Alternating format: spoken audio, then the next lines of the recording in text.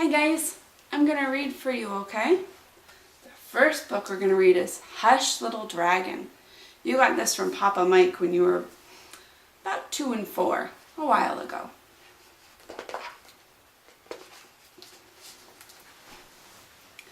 Hush little dragon, don't make a sound. Mama's going to bring you a princess she found. If that princess runs from you, Mama's gonna bring you a knight or two. And if those knights should try to flee, Mama's gonna get a bit fiery. When you want more goodies to munch, Mama's gonna bring you a king for lunch. If that king should sneak away, Mama will find you a new entree. Here she comes with a fresh magician. Don't mind the taste, he's good nutrition. When that magician disappears, Mama's gonna find 3 musketeers. If those musketeers should bolt, Mama's gonna stop their silly revolt. If Mama finds a mean old queen, honey, you're lucky, that's good cuisine. But if we hear a battle cry, Mama's gonna fly into the evening sky. When we're safe and far away, Mama's gonna smile at you and say, "Sweet little dragon, you've eaten a ton. Your tummy is full, you must be done. Stars are out, let's count each one," as Mama cuddles close with her darling. Hush little dragon, don't take fright. Mama will protect you through the night. She'll keep you snug and hold you tight. She'll whisper in your ear, "Sweet dreams, good night."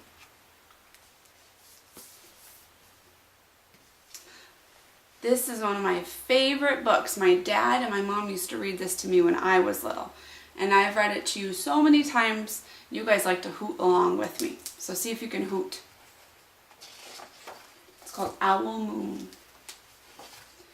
It was late one winter night, long past my bedtime, when Pa and I went owling. There was no wind. The trees stood still as giant statues, and the moon was so bright. The sky seemed to shine. Somewhere behind us a train whistle blew, long and low, like a sad, sad song. I could hear it through the woolen cap Pa had pulled down over my ears. A farm dog answered the train, and then a second dog joined in. They sang out, train and dog, for a real long time. And when their voices faded away, it was quiet as a dream. We walked on towards the woods, Pa and I. Our feet crunched over the crisp snow, and little gray footprints followed us.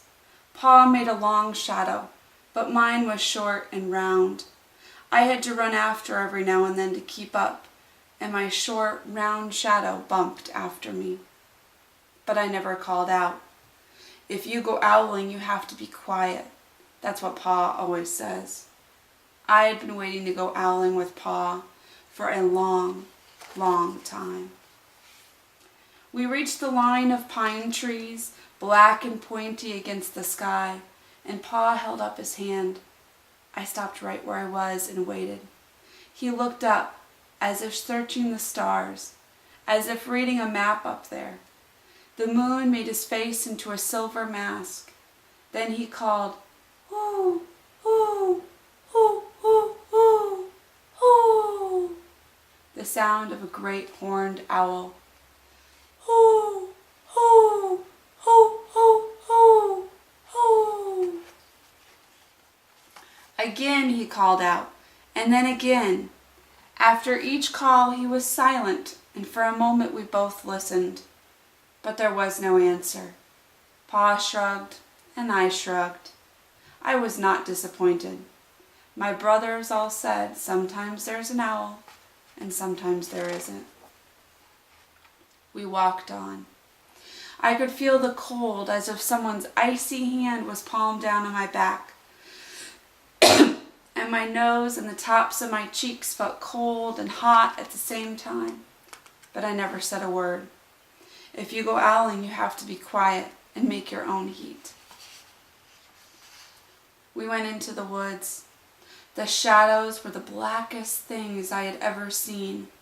They stained the white snow. My mouth felt furry, for the scarf over it was wet and warm. I didn't ask what kinds of things hid behind black trees in the middle of the night. When you go owling, you have to be brave. Then we came to a clearing in the dark woods. The moon was high above us.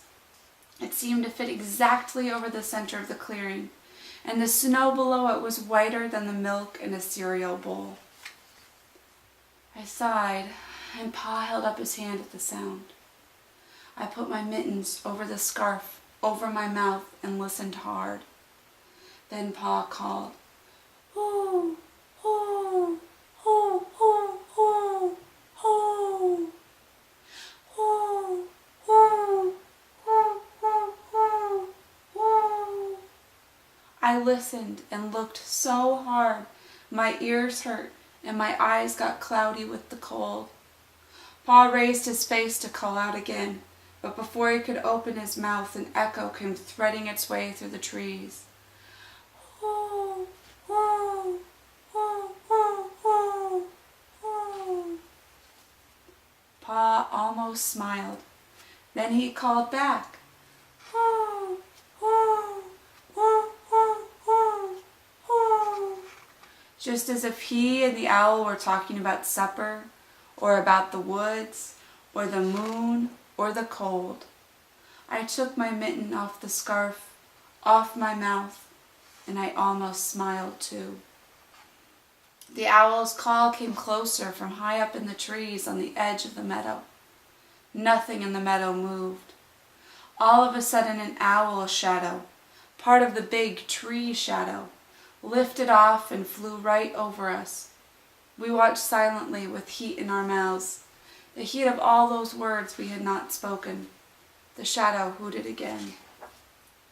Pa turned on his big flashlight and caught the owl just as it was landing on a branch.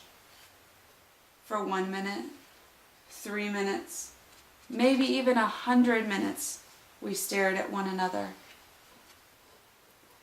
Then the owl pumped its great wings and lifted off the branch like a shadow without sound. It flew back in the forest. "Time to go home," Pa said to me. I knew that I could talk. I could even laugh out loud. But I was a shadow as we walked home. When you go owling, you don't need words or warm or anything but hope. That's what Pa always says. The kind of hope that flies on silent wings under a shining owl moon. Love you forever. I used to have to cry every time I read this book, but I can get through it now. This is for Aiden. A mother held her new baby and very slowly rocked him back and forth, back and forth, back and forth. And while she held him, she sang, "I'll love you forever, I'll like you for always. As long as I'm living, my baby you'll be." The baby grew. He grew and he grew and he grew. He grew until he was 2 years old, and he ran all around the house. He pulled all the books off the bookshelves. He pulled all the food out of the refrigerator, and he took his mother's watch and flushed it down the toilet. Sometimes his mother would say, "This kid is driving me crazy." But at nighttime, when that 2-year-old was quiet, she opened the door to his room, crawled across the floor, looked up over the side of his bed, and if he was really asleep, she picked him up and rocked him back and forth, back and forth, back and forth. And while she rocked him, she sang, "I'll love you forever, I'll like you for always. As long as I'm living, my baby you'll be. The little boy grew. He grew and he grew and he grew. He grew until he was 9 years old. And he never wanted to come in for dinner. He never wanted to take a bath. And when Grandma visited, he always said bad words. Sometimes his mother wanted to sell him to the zoo. But at nighttime, when he was asleep, the mother quietly opened the door to his room, crawled across the floor, and looked up over the side of his bed. If he was really asleep, she picked up that 9-year-old boy and rocked him back and forth, back and forth, back and forth. And while she rocked him, she sang, "I'll love you forever, I'll like you for always. As long as I'm living, my baby you'll be." The boy grew. He grew and he grew and he grew.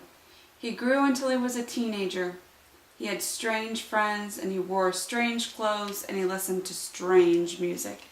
Sometimes the mother felt like she was in a zoo. But at nighttime, when that teenager was asleep, the mother opened the door to his room, crawled across the floor, and looked up over the side of the bed. If he was really asleep, she picked up that great big boy and rocked him back and forth, back and forth, back and forth. While she rocked him, she sang, "I'll love you forever, I'll like you for always. As long as I'm living, my baby you'll be." That teenager grew. He grew and he grew and he grew. He grew until he was a grown-up man. He left home and got a house across town. But sometimes, on dark nights, the mother got into her car and drove across town. If all the lights in her son's house were out, she opened his bedroom window, crawled across the floor, and looked up over the side of his bed. If that great big man was really asleep, she picked him up and rocked him back and forth, back and forth, back and forth. And while she rocked him, she sang, "I'll love you forever, I'll like you for always. As long as I'm living, my baby you'll be." Well, that mother, she got older. She got older and older and older. One day she called up her son and said, "You better come see me because I'm very old and sick." So her son came to see her. When he came in the door, she tried to sing the song. She sang, "I'll love you forever, I'll like you for always." But she couldn't finish because she was too old and sick. The son went to his mother. He picked her up and rocked her back and forth, back and forth, back and forth. And he sang this song, "I'll love you forever, I'll like you for always. As long as I'm living, my baby you'll be." When the son came home that night, he stood for a long time at the top of the stairs. Then he went into the room where his very new baby daughter was sleeping. He picked her up in his arms and very slowly rocked her back and forth, back and forth, back and forth. And while he rocked her, he sang, "I'll love you forever, I'll like you for always. As long as I'm living, my baby you'll be." This is Evie's special book, and I got the first copy at Evie's baby shower. This is the second copy because we like it so much. It's called Someday. One day I counted your fingers and kissed each one. One day the first snowflakes fell, and I held you up and watched them melt on your baby's skin. One day we crossed the street and you held my hand tight. Then you were my baby, and now you are my child. Sometimes when you sleep, I watch you dream and I dream too. that someday you will dive into the cool, clear water of a lake. Someday you will walk into a deep wood. Someday you will run so fast and so far, your heart will feel like fire.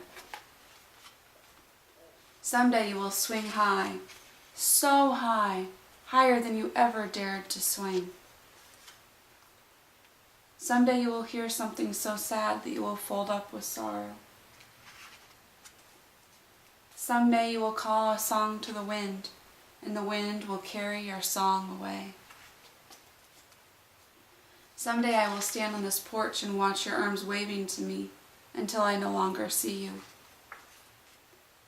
Someday you will look at this house and wonder how something that feels so big can look so small. Someday you will feel a small weight against your strong back. Someday I will watch you brushing your child's hair. Someday, a long time from now, your own hair will glow silver in the sun. And when that day comes, love, you will remember me. I love you to the moon and back, forever and a day.